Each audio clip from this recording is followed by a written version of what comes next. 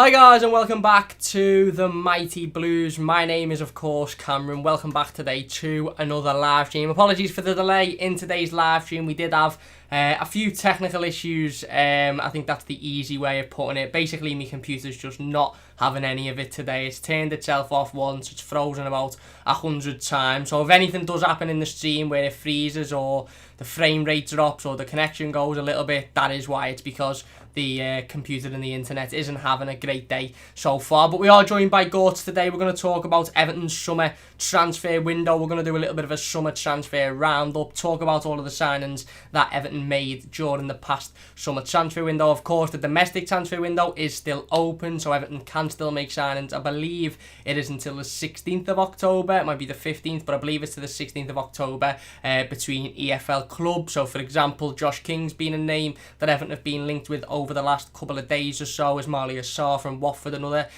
player that Everton have been linked with in the past? Everton could go out and make those deals happen because they are playing for clubs that are in the Championship. The Premier League clubs, players can't move between Premier League clubs, but players can move between EFL clubs. But of course, the transfer deadline day was on Monday. The window slammed shut. Everton agreed 2 transfers on deadline day. First of all, Ben Godfrey coming in from Norwich City. We'll talk about him a little bit later on in the live stream. He signed for around about £20 million plus add-ons. And then, of course, Robin Olsen on loan from Rome. I done a little video yesterday talking about the Olsen deal and what that means for Jordan Pickford and what that means for the future of Jordan Pickford at the football club.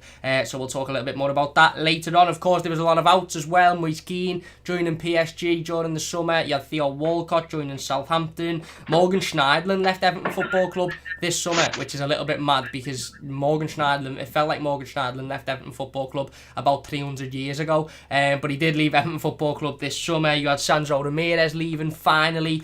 So we're going to talk about all of those transfers and all of those dealings in today's live stream, of course. First of all, mate, how you doing? You haven't been on the channel for a few months. I know you've been moving house and had a lot going on in your personal life. So how's things, mate? Obviously, have you made the transfer window and are you happy with how we've come out of it?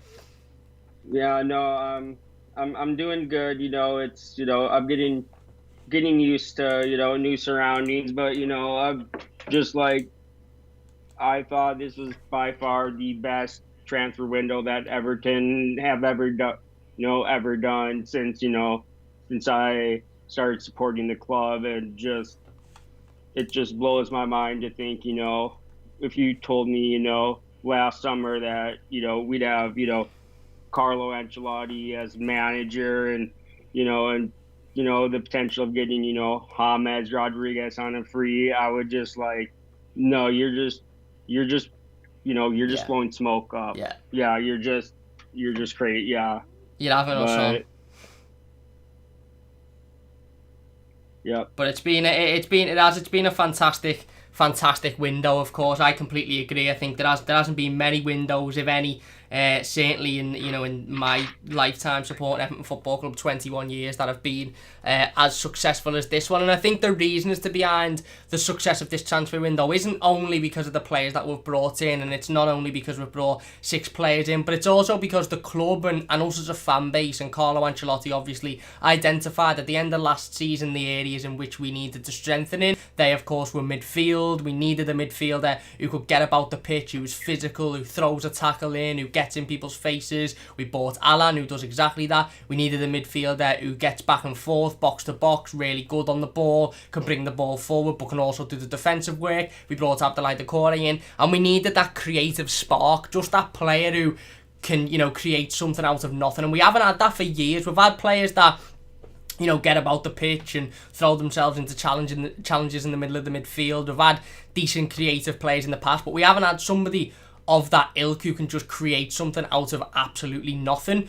And we signed James Rodriguez, who brings exactly that. And for me, I haven't seen a footballer have as much of an influence on a team as James Rodriguez has had on Everton in a long time. And going into this summer, I expected us to sign midfield players. I expected us to sign somebody like an Abdoulaye Doucoure or an Allan, someone that can get about the pitch and throws challenges in and beats his man and gets to every ball and wins the ball back. But I didn't expect us to bring in that creative spark, that creative outlet, and we've needed it for so long. But I always thought it was was a little bit of a dream. It was one of them where I thought, well, maybe, you know, we just don't see that much in football anymore. And then we go out and we buy James Rodriguez. So I think a large part of the success behind this summer transfer window, and why us as a fan base feel like this was a really, really successful transfer window, is because we identified the issues at the start of it, and we went out and we addressed that, and we brought the players in to fix those issues. Now, of course, there is still certain positions on the pitch that probably needs to strengthening in. The reality of the situation coming into this summer transfer window was that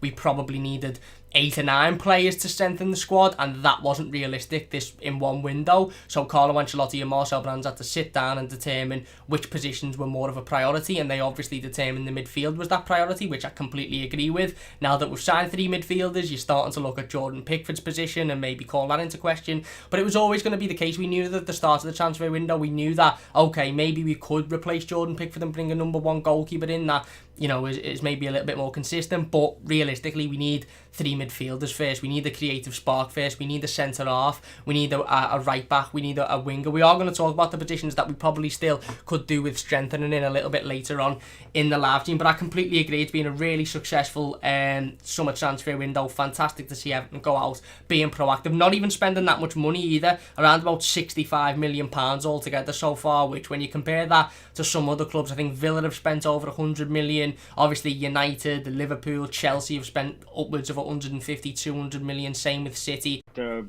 really push them.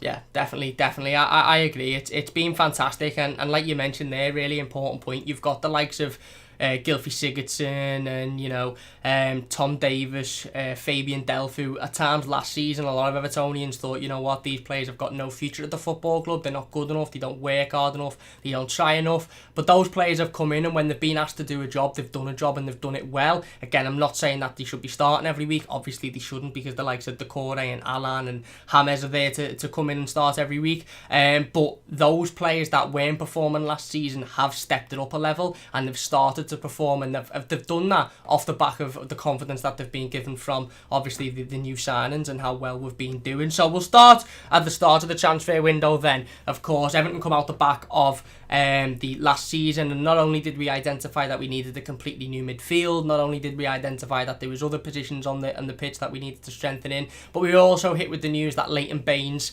was retiring. Now, I'm sorry to bring this up. I know there'll be a lot of people in the comments who aren't really happy with me for bringing this up, but the reality of the situation is we were hit with the news that Leighton Baines would be hanging up his boots and would no longer be continuing as a player at Everton Football Club. Obviously, he's back as a coach now, which is fantastic. But that meant, of course, straight away that we needed to be in the market for another left back. Now, we were linked with Reguilon, who's gone to Spurs. We were linked with a lot of different left backs, and we brought obviously Nkounkou in, £250,000 from Marseille. I believe he was within the last few months, year of his Marseille contract, and he come in, and I feel like the thought process behind Nkounkou coming in was always that he'd play in the under-23s, he'd maybe do a season in the under-23s, see how he was at the end of the season, if he was good enough, if he was impressing, put him into the first team, make him the backup left back, if not, send him out on loan, and then maybe look at it the next season or the January after that. I don't think the plan was ever to put Nkounkou into the first team and make him the backup left back starting Carabao Cup games straight away. I think the idea was that he'd come in, he'd be third behind Dean and Baines, and he'd be in the under-23s, and he'd get most of his experience there. Obviously, it didn't work out that way. Nkounkou come in, Leighton Baines retired, and it meant that Nkounkou stepped up to be the number 2 left back. Carlo Ancelotti fielded his first starting 11 of the Carabao Cup run this year against Salford City. Nkounkou was in it, absolutely fantastic in that game, completely ripped them to bits going forward. He was brilliant, he was creating opportunities, he was using his pace, he was using his power, he looked so confident, he looked so assured on the ball. He then started again against Fleetwood again, looked absolutely fantastic, created a fantastic goal for Moise Kean, really clever back heel. Again, looked really physical, just a level above everybody else. Started against West Ham, didn't see a lot of him going forward, but defensively he done well, he kept his shape, he done what he needed to do. Of course, we'd already previously seen him in a couple of the friendlies.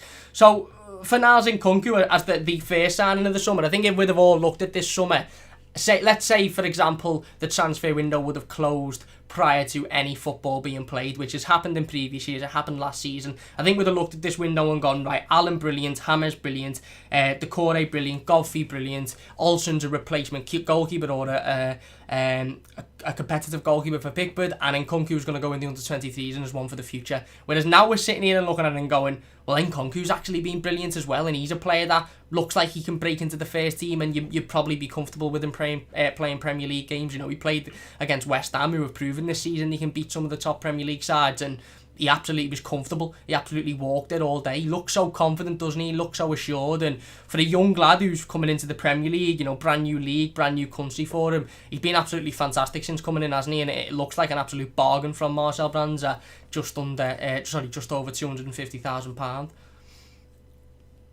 Yeah, I mean, I'm just, you know, how we could, you know, get somebody on. And I know I was looking, and I know Nkounkou's agent basically said that, like, Carlo personally, like, phoned, you know, Nkounkou and basically told him, like, you know, saw his potential and really wanted him at Everton Football Club. And, you know, Nkounkou, you know, he couldn't, you know, deny playing for a club that, you know, that's managed by Carlo Ancelotti with, you know, what Ancelotti has, you know, achieved as a manager. Yeah, spot on.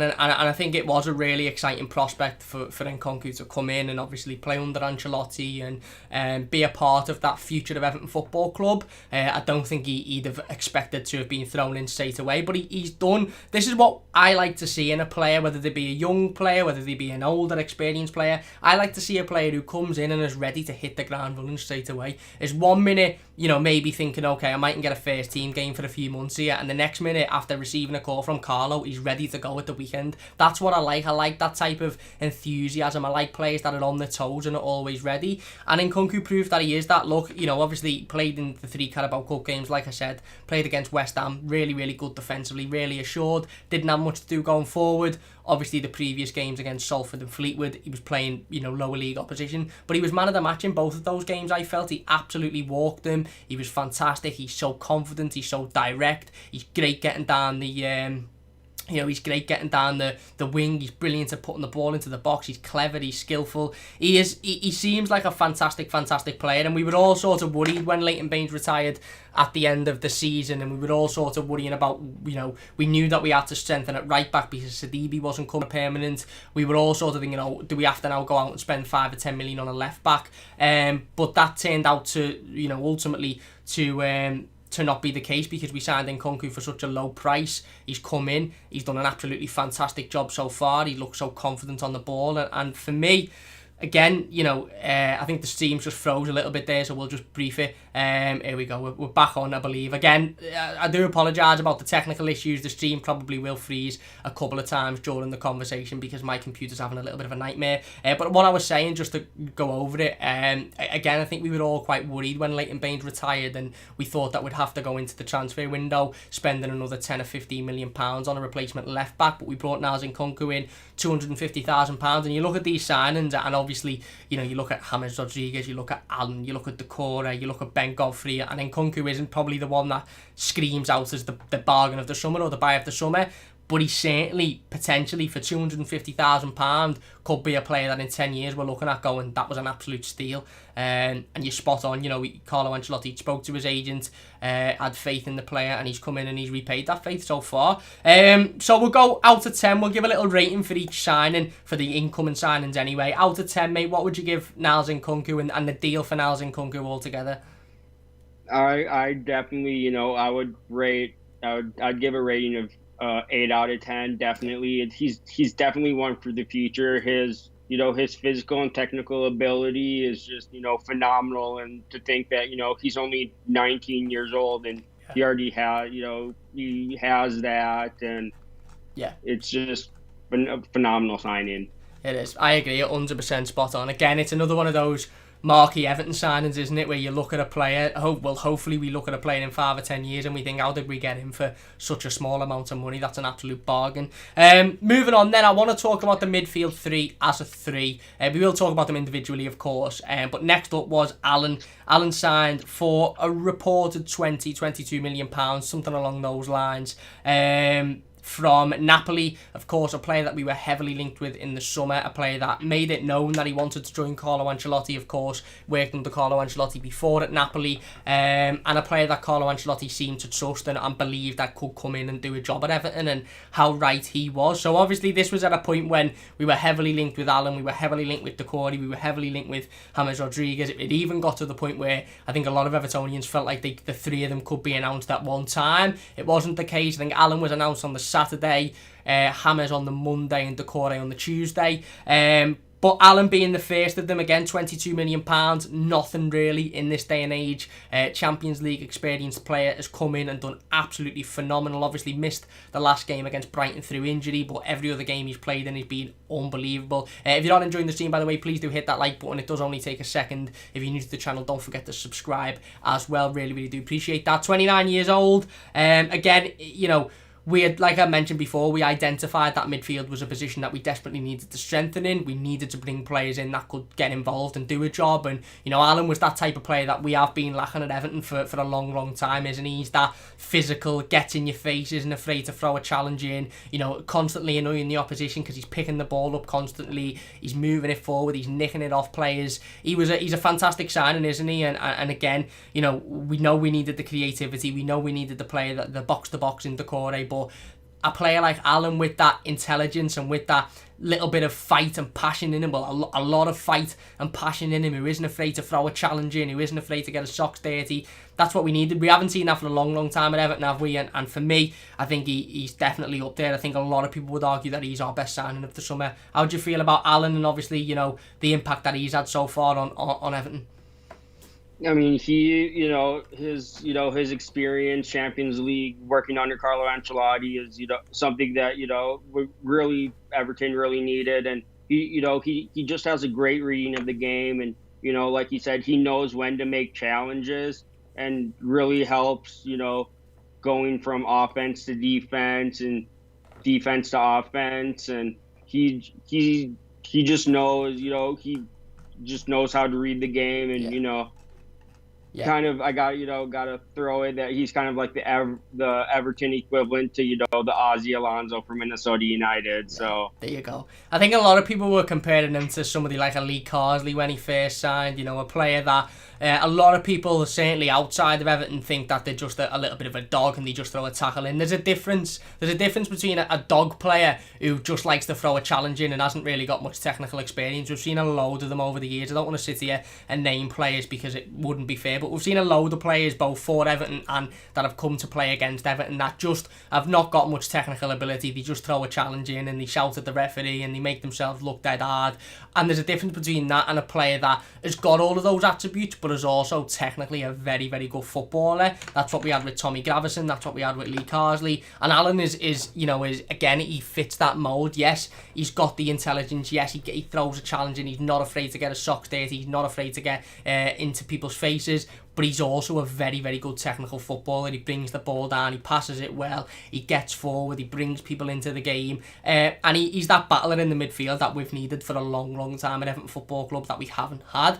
And I agree, I think he's been an absolutely fantastic signing, a revelation. I forgot I didn't rate Nkounkou. I'm going to go for an 8.5 for Nkounkou just because of the surprise aspect. Allan then. What should we rate Allan this season? I'm going to go for a 9.5 out of 10 for Allan. Listen, all the midfielders are getting a high rating for me, purely because we identified at the start of the season that we needed the complete new midfield, and we didn't just go out and buy one midfielder. We bought 3 new midfielders who have come in and instantly had an impact. Allan, Doucoure and James Rodriguez Doucoure hadn't even been at the club for a week. James had been at the club for just under a week, and Allan had been there for pretty much a week when they played against Tottenham Hotspur on the opening day of the season, and they played like they've been at Everton for years and years and years. So I'm going for a 9.5 out of 10 for Allan, purely because I think he's come in and he's just done exactly what we needed him to do. He's been fantastic. He's not afraid to throw a challenge in. Technically, he's been very, very good as well, and in 3 out of the 4 matches that he's played in, you could argue he's been man of the match in all 3 of them, couldn't you? So what would you give Allan, obviously rating wise? I mean, I would give, I give him a 9.5 out of 10, because he's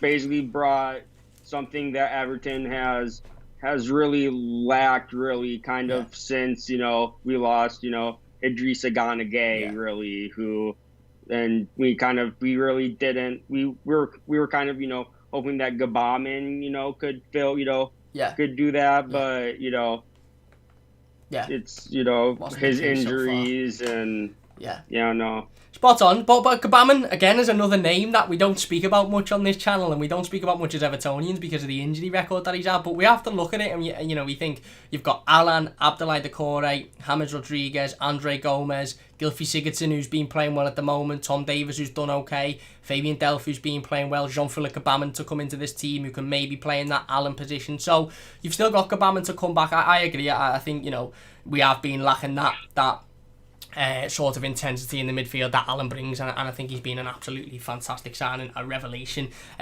So we come in obviously on the Saturday, again a player that we knew we've been linked with for quite a long time. I also want to say massive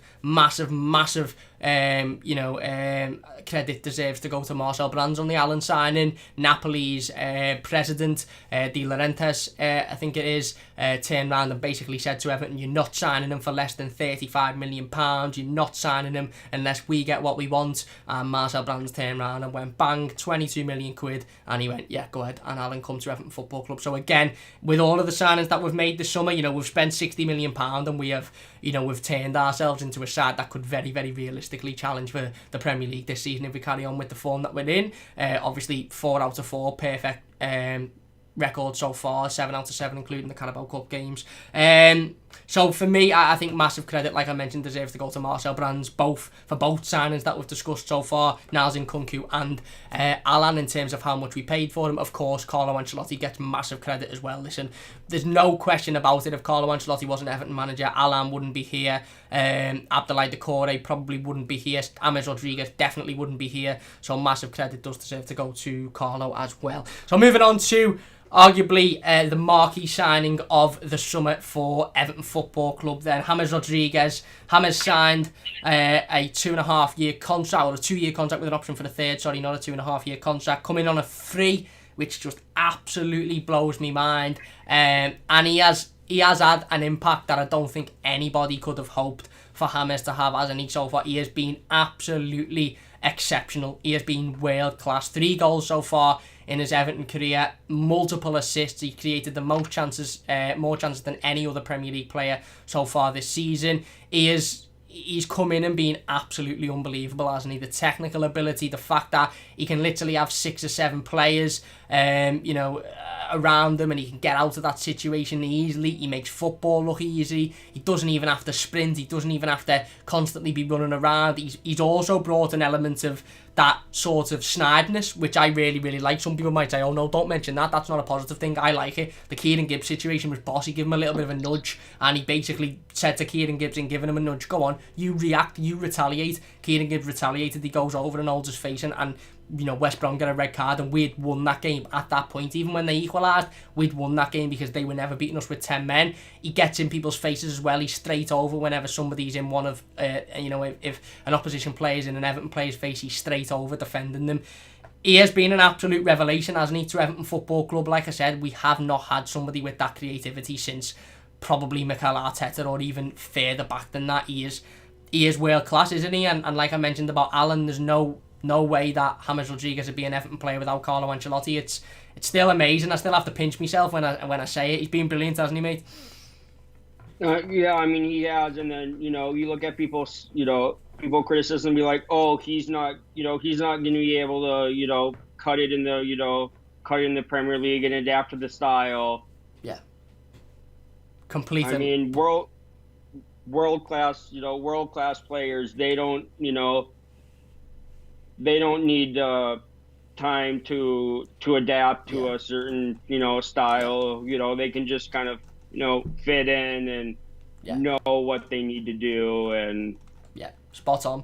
spot on. And Carlo Ancelotti said that. Carlo Ancelotti come out, didn't he, at the end of one of his press conferences and said, he was asked a question about James fitting in. I think it was after the post game after Tottenham, and he just laughed it off and said, listen, he's playing the same sport that he was playing in Germany. He's playing the same sport that he was playing in Spain. He's playing the same sport that he played in Colombia as a kid.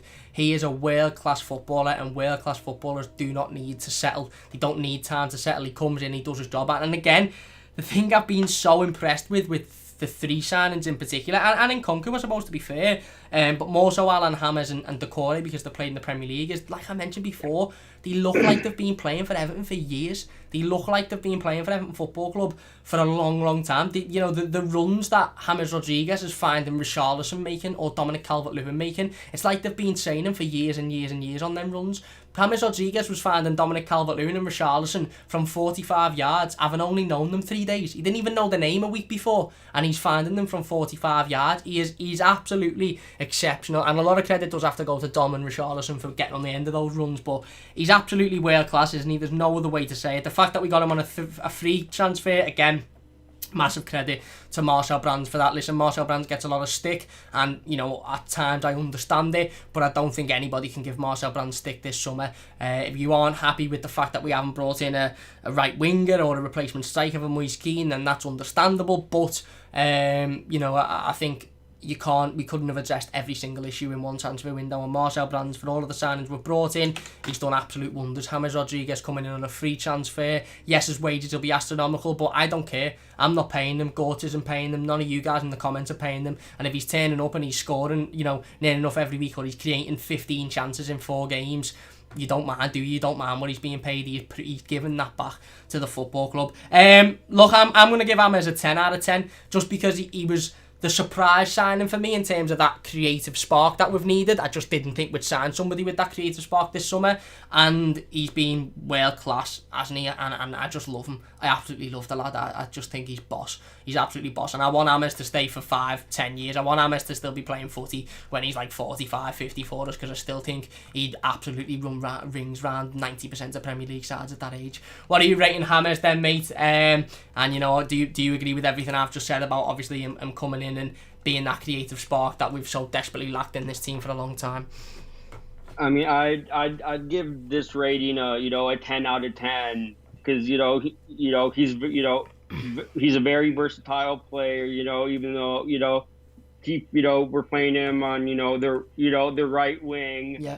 But sometimes you'll see during the game he'll drop in and kind of play that classic number 10 role. Yeah. And yeah, he was kind of dubbed the next Carlos Valderrama, who was big, and who actually in turn did Carlos Valderrama himself did say that James is his successor, and so like this signing 10 out of 10, and on a free, it's mad, isn't it? I mean, like, I feel like I'm back in Disney World when I'm 7 years old. Yeah, it's I mad. mean, I'm on cloud 9. That's it. It's absolute dreamland, isn't it? And like I said, I think James, I think 99% of Evertonians are giving him a 10 out of 10 for the impact that he's had. And yeah, there's a brilliant comment. We will get into the live comments in just a moment, but I've just seen a brilliant comment. I don't know where it's gone. But it was about Carlo Ancelotti having a big part of playing in the James Rodriguez signing, and you're absolutely spot on. Without Carlo Ancelotti, James Rodriguez wouldn't be an Everton player. James Rodriguez has come out before and said Carlo Ancelotti is like his father in football. He's come out and said he's played his best football under Carlo Ancelotti. He's had his most success. He loves playing under him. So without Carlo Ancelotti, James Rodriguez wouldn't be an Everton player. Without Carlo Ancelotti, Allan wouldn't be an Everton player either. That's the impact that having a world-class manager brings you. We all spoke about and fantasised about the idea that bringing Carlo Ancelotti into the football club will help bring in those world-class players, and the amount of world-class players he'll have in his phone book and the pull of having Ancelotti. We all fantasised about that and knew that could be a reality. We were told by the media, no chance, why would X, Y and Z want to go to Everton? You know, they're not even in Europe just because of Ancelotti. Oh, he's washed up, he's this, he's that. He's not. He is one of the, if not the best manager ever to have managed in football. In the sport of football, there aren't many managers better, if any, than Carlo Ancelotti. And that fantasy that we all had when Carlo come in December of, oh my God, imagine the players he could bring, is now ringing true. We've got a world-class player in James Rodriguez at Everton Football Club. Not only is he world-class, his fan base that comes along with, you know, I've felt it from a personal level. I'm just an Everton fan, I'm just a season ticket holder in the Park End. I've felt it, the amount of Colombian Evertonians and Evertonians from around the world who get involved with these live streams now is absolutely unbelievable. It's so heartwarming. That's because of James Rodriguez. The billboards in Miami, the billboards in New York, you know, the billboard in Colombia, that just shows what a massive global superstar he is. And we all, you know, it was fantastic that Monday night when James was revealed to the world as an Everton player, and we were all sitting there saying, oh, that's brilliant, you know, it's absolutely fantastic. You know, it's amazing. But there was that sort of thought of, but he has to be able to do it on the pitch, he has to be able to turn up and perform every week, because it's boss us getting to 400 million people, you know, seeing the signing, but he has to be able to turn up and do it. And he's played 5 games, including the game against West Ham, and he's been absolutely unbelievable in every single one of them. He's been fantastic, world-class player, world-class talent, and it is an honour to have him at Everton Football Club. And again, like I said, that sort of fantasy feeling that we had when Carlo come in is ringing true. So I agree, I give him a 10 out of 10, exactly like Gort. Moving on to Abdoulaye Doucoure then, £22 million coming from Watford. I think he sort of went under the radar a little bit at the start of the, you know, when we were linked with him, obviously because of the excitement around James, the excitement around Allan, Doucoure went slightly under the radar, but what a signing he's been, mate. What an impact he's had on the football club so far. Again, 5 games played, I think he played against West Ham as well. 4-5 man of the match performances, absolutely fantastic against Brighton, getting back, tracking back, making 2 fantastic challenges already in his Everton career. Brilliant assist against Brighton last week. He's been fantastic, hasn't he? And for me, I'm just going to go ahead and rate Doucoure a 9.5 out of 10 as well. I think he's the one, like I said, that went under the radar slightly, but when you watch him play football, you look and you think, Jesus Christ, we've missed a player like Doucoure for a long, long time at Everton Football Club. He's got pretty much everything in that midfield, hasn't he? No, I mean, yeah, he's, you know, from what I've saw, you know, he's, you know, very well rounded, physically strong, and, you know, his awareness of where he needs to be at times, you know, if he needs to, you know, if it's the times that he's, you know, teams have, you know, tried to get a quick break on Everton, and he was just there, you know, there just, you know, making that. Yeah, making that challenge, and I would say he's really, you know, he's kind of playing like the N'Golo Kante role, sort of just, you know, all over the pitch, and, you know, knowing where he needs to be. And so I'll definitely give the rating of Doucoure a 9.5 out of 10. Yeah, spot on. He's been fantastic. Again, him and, you know, Allan and James, they've just been an absolute revelation to Everton Football Club's midfield. Doucoure is a player that we were linked with last season, and I think even potentially the season before. And, you know, obviously he's come in and he's been absolutely fantastic. He has been world class. Again, same as James, same as Allan, and he's completely transformed this Everton team. And again, he's come out himself and said that he hasn't been playing at his best football and he can improve, which is a fantastic attitude to have as well. And again, if that's not his best, I can't wait to see his best, because he's been exceptional. We will talk about Ben Godfrey and Robin Olsen as well as the outs in just a moment. Let's fly into the live comments then briefly. Danny says, where's Cam? Sorry mate, I had a few technical issues. If you're not enjoying, by the way, way, please do hit that like button. It does only take a second. Don't forget to subscribe as well. Share the live stream, share the video. Let's get as many people involved as possible. Carl says, hello Cam, what's the chances of Josh King joining us? I've had a bet on it. There's a possibility, mate, obviously with us needing to, well, potentially needing to bring in a striker or an attacker to replace Moise Keane's position. There is a possibility. God says, Cam's computer crashed and he needed to restart everything. Yeah, massive thanks for letting everybody know, by the way, mate, because I was just sitting here with 2 black screens, my computer gone, and sitting here worrying, so cheers for that one. Everton Bot says, hey, can't feel like the club disrespected Sandro, no even official statement. I thought he did make a statement, but I don't know though. Philip says, I don't want to watch Toffee TV, hurry up, Cam, we are here. Craig says, welcome back to the Mighty Blues, thank you very much. Eugene is speaking about Dominic Calvert-Lewin. Eugene also says, get your coats on. Bit of tune going on. Come on, you Mighty Blues. 1878 SD, what's happening, mate? He says, can't agree, mate. The return of the big man was the best transfer window ever. Keep the channel going, lad. Legend. There you go. Fair enough, fair enough. I think you're talking about Romelu coming back there, but fair enough. Thank you very much, mate. Kev says, Pickford got to go. I don't want him in the future plans. Reece says, I'm going to miss Sandro. James says, I think Pickford will be better now. Keepers all need competition to be there, and he is for real. I agree, spot on. And he is good. I agree. Reece says, I think Pickford will feel the pressure. He'll start making more mistakes. Nassim says, thoughts on Ben Godfrey. We're going to talk about him in a second. James is talking about Olsen. He says he's played in the World Cup at a younger age. Check his stats. Semi-final is as well. All goalkeepers. Oh no, that's Pickford. Made mistakes for me. He can be our keeper for now. And he's, 26? Yeah, he's still very, very young for a goalkeeper. He has got a lot of potential, but he does need to massively improve. So obviously we move to deadline day then. Everton announced 2 signings on deadline day. Ben Godfrey, £20 million plus add-ons, and Robin Olsen, goalkeeper from Roma, on a loan deal. Not seen any of them play yet, of course. Ben Godfrey was amongst the substitutes for England's under-21 fixture today. Didn't come on. Tom Davies played in that game and scored a worldie, by the way.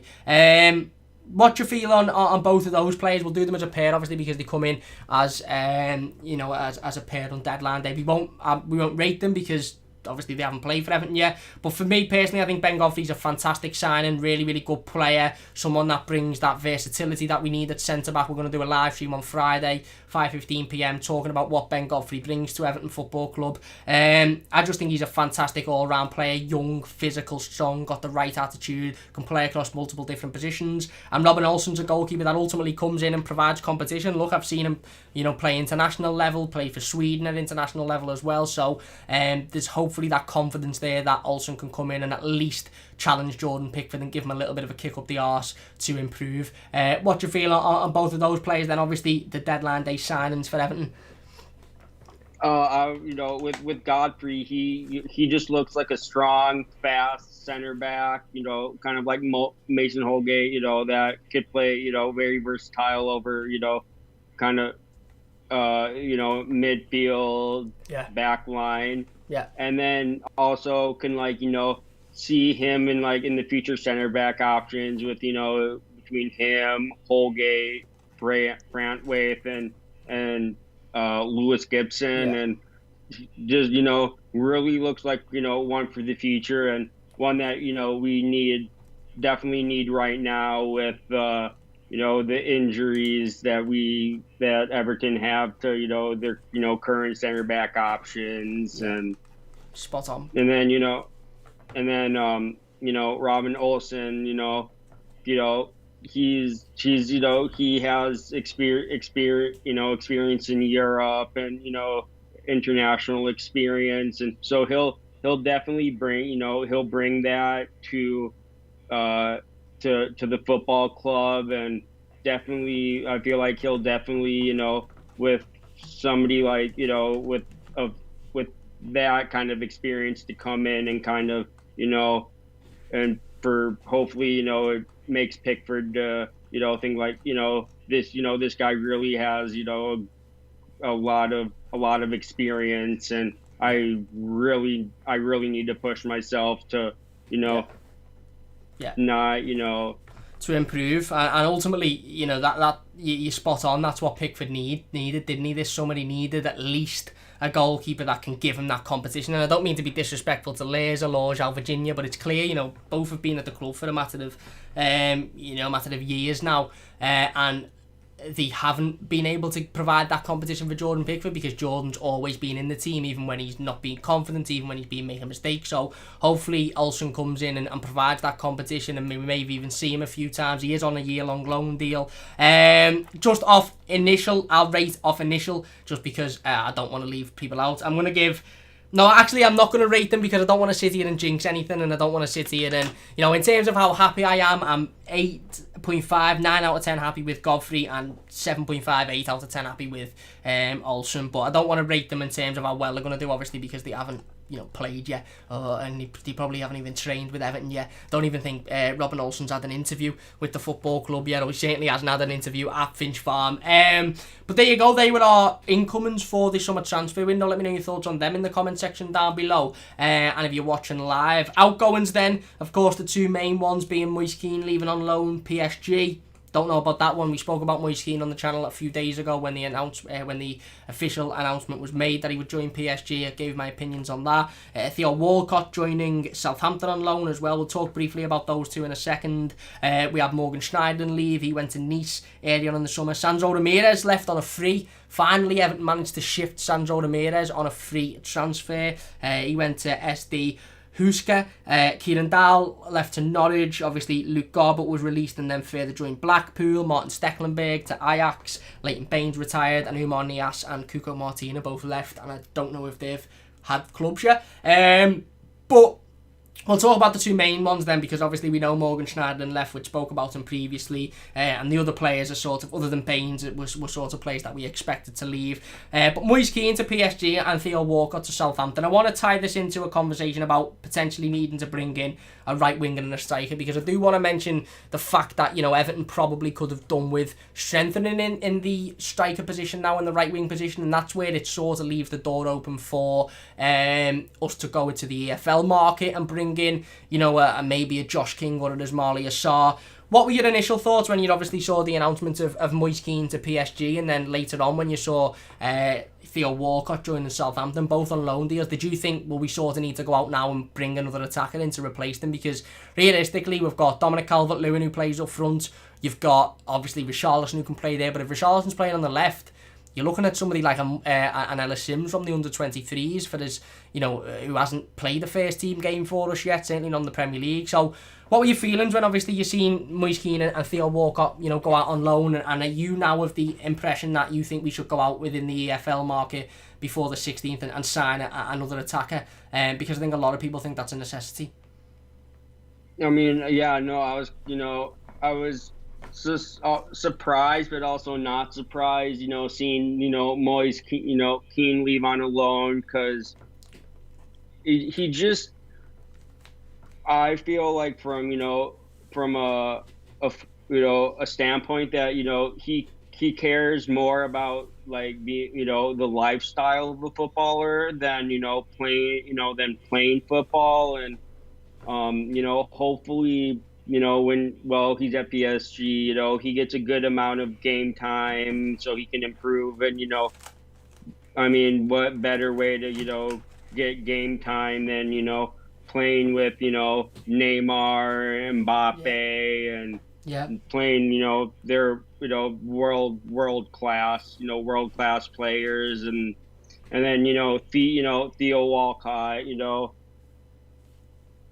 I mean, there's really no way, you know, I could, you know, see him starting over, you know, Richarlison or James, really, unless, you know, worst comes to worst, and, you know, injuries. But, you know, if he wants, you know, regular game time, and that's kind of the only way that he would be able to get regular game time, then, you know, I understand seeing that happening. And, you know, and now that, you know, we loaned out, you know, those two, definitely, you know, I don't see a reason why, you know, Everton shouldn't, you know, go down to, you know, go in the EFL and try to, you know, pick up at least one, you know, forward who can, you know, at least as a backup option.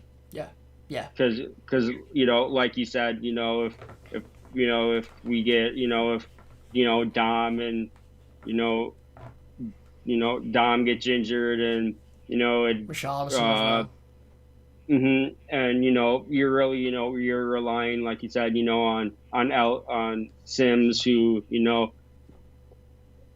I mean, as far as in the under 23s is really good, but like you said, he hasn't been tested at senior level yet, really. So Spot on. No, I completely agree. I think for both players, they make sense.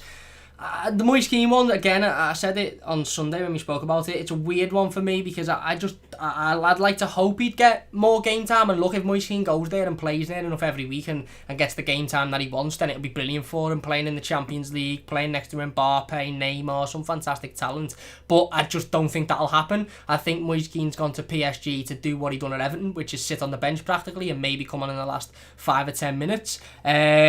But so that one, again, it makes sense for the player because he wasn't getting game time at Everton, but I just don't think PSG was the right move for him. Theo Walcott, I completely understand as well. Look, Theo's been very complimentary of Everton since leaving over the last couple of days or so. He spoke very highly of the football club. He's already been speaking about how he can't wait to return and how he can't wait to see how Everton do this season. So I think both players, again, I don't think any hearts are broken at the fact that both players have left. Certainly not on loan deals, but you do look at it now and think, well, okay, like I mentioned before, right winger was always a position this summer, even with Moise Kean, with Theo Walcott at the football club. That was always a position that you looked at and thought we could do with strengthening in. Striker now has become a position that you think, well, could we go out and potentially buy a striker? Josh King has been linked. Obviously, Ismaila Assad's been linked. There's a lot of good strikers down in the Championship. So I wouldn't be surprised to see Everton go out and do more business this summer. And if they do, obviously we'll break it on, we'll have the breaking news on the channel and we'll discuss it. But I wouldn't be surprised to see Everton, two Blues who's gone to PSG. Moise Kean has gone on loan to PSG. I wouldn't be surprised to see Everton go into the Championship and buy a striker. I wouldn't be surprised to see Everton go into the Championship and buy a forward player. Obviously we've saw Ben Godfrey come from the Championship. Abdoulaye Doucoure has come from the Championship. We've seen various Everton players over the years that have done very, very well that have come from the Championship. James McCarthy, Tim Cahill, Idrissa Gana-Gueye, all players that come in from Dominic Calvert-Lewin at the time, Mason Holgate, all players that have come in from Championship clubs. So again, I'd be happy for us to do that, and as long as it's the right player. If we bought Ismaila Assar, for example, which I don't think we will because I think he'd cost too much money, I'd be absolutely over the moon. I think he'd be a fantastic signing. Same with Josh King. I think for 12, 15 million pounds, whatever they want for him, I think that'd be a good signing as well. So I think there is still positions that Everton could do with strengthening in, but that was always going to be the case. Just to round this up, that was always going to be the case. We were coming into this transfer window with a list of priorities, and we were never going to hit every one of those priorities. We've hit midfield, which was the main one, because our midfield was atrocious last season. And now we're sort of thought we've hit centre-back, which was another big one, because we needed, extra cover there. We've brought Ben Godfrey in. We needed competition at goalkeeper. We've brought Robin Olsen in. We then are now looking at maybe a potential first team goalkeeper or a right winger or a striker because of the deals that we've done in terms of outgoings. And I think, Everton, again, if we don't go into the Championship window and do business, then potentially we'll have to just sort of wait it out until maybe January or next summer and then further improve the squad then. And again, if it's still the same next summer, I don't expect us to go out and buy midfielders. I expect us to go out and buy forwards or maybe a striker. But hopefully we're in a better position next summer. Hopefully we're in a European competition, ideally the Champions League. But I'd absolutely take I'd absolutely take Josh King. Same with Sarr. I think right back's another position that we all identified as a potential position that we need to strengthen in. Obviously, you've had Ben Godfrey come in who can play fullback, has played fullback before, very versatile player, but he's not a natural out-and-out right back. Tom Davis played right back against Brighton and done a fantastic job, in my opinion. So there are positions that we could do with strengthening in. There are places that we need to improve on, but that was never going to happen it was never all going to happen in one transfer window. And I think just to round this up, we will get into the live comments before we finish up.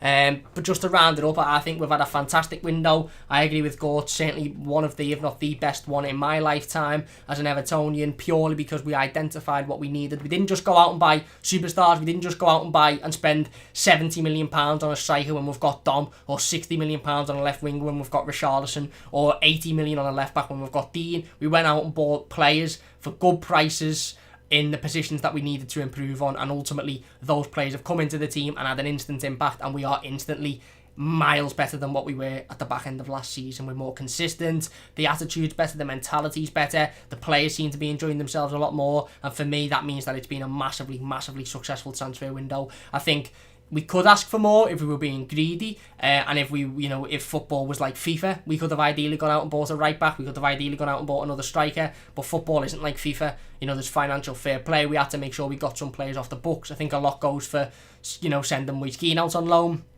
and managing to shift a lot of his wage, selling Sandro Ramirez, taking his wages off the book, same with Stecklenburg, same with Schneiderlin, Dowell, Luke Garbutt, players like that who weren't in the plans, Nias, Martina, leaving the football club. I think there's a lot to say about the outgoings as well as the incoming. So just to round it up, we will go to Gort in a second just to hear his final opinions. But for me, fantastic transfer window. A lot of credit goes to Marcel Brands. A lot of credit goes to Carlo Ancelotti. And the players that we've brought in have been absolutely quality. Before we finish it up, we will dive into the live comments. Philip says the saying is we bought clever. We certainly did, mate. We bought clever. You're spot on.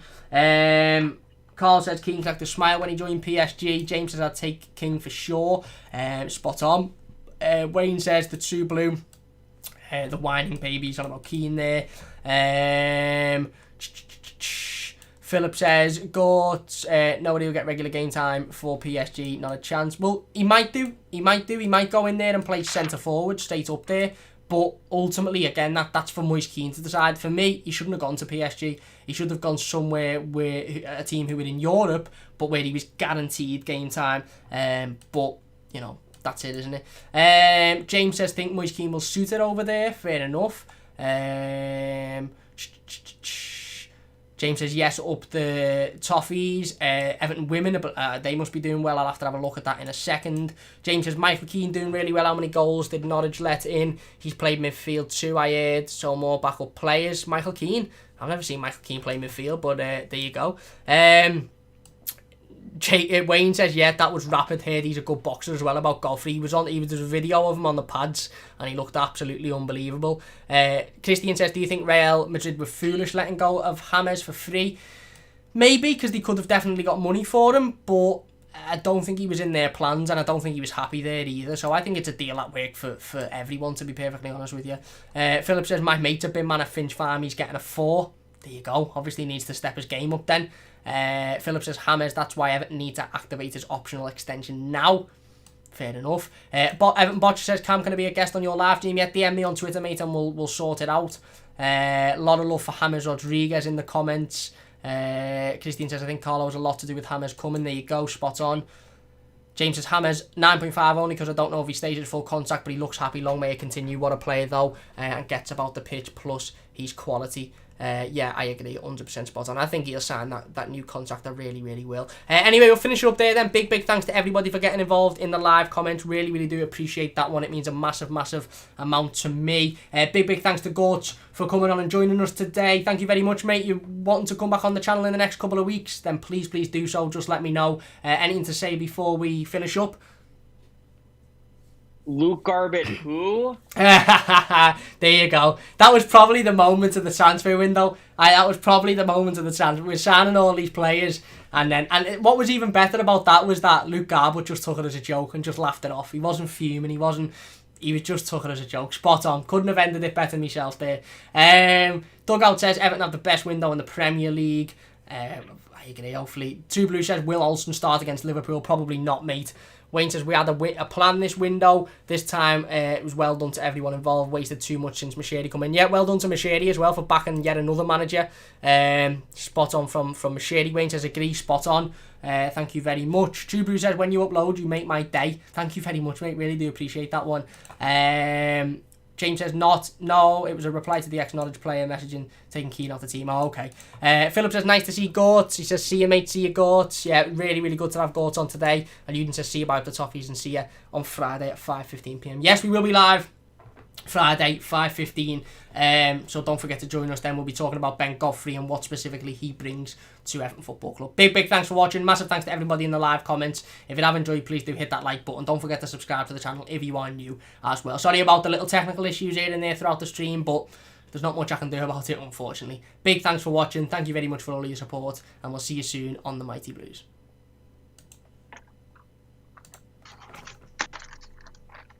Here we go. Smash